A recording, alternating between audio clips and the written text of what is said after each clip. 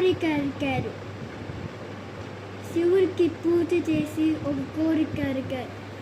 మీరెప్పుడు చూసినా నా పొట్టలోనే ఉన్నారని కోరిక అడిగారు.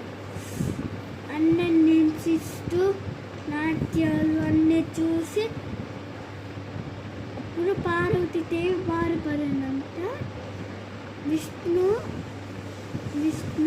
అన్ని దేవుళ్ళు వచ్చి సంగీతం చేసి ఓరించి కృష్ణుడు విష్ణు నివారించి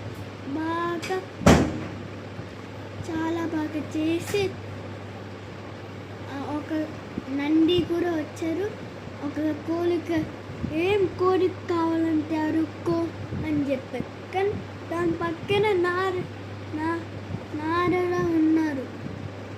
నారదుడు ఏమన్నారంటే, నువ్వు కోరిక చెప్పినప్పుడు గదానుగా ఆలోచించుకోమని చెప్పారు. ఆలోచించుకున్న వరం ఇచ్చారు. విష్ణు ఏమడిగారంటే, శివుడు కనిపిస్తాడంట. పార్వతీదేవి బాధపడుతుంది. శివుడిని మీ పొత్తుల్లోంచి నన్ను సేయపతులతో గొడవపడి అప్పుడు నంది వచ్చి నందితో యుద్ధం చేసి నంది పొట్టను తీర్చేశారు. చనిపోయినప్పుడు ఒక వరం అడిగారు. గణాధరుడు మీతోనే ఉండాలి, అప్పుడు నేను చనిపోతానని. అప్పుడు కోరిక ఉంది.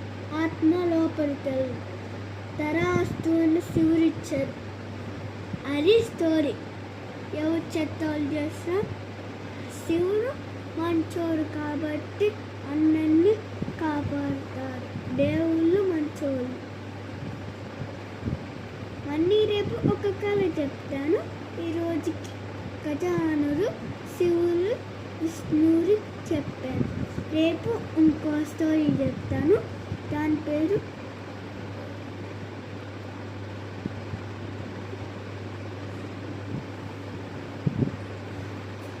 శివుడు గణేశుడు ఎలా కొట్టుకున్నారో చెప్తాను రేపు. ఓకేనా?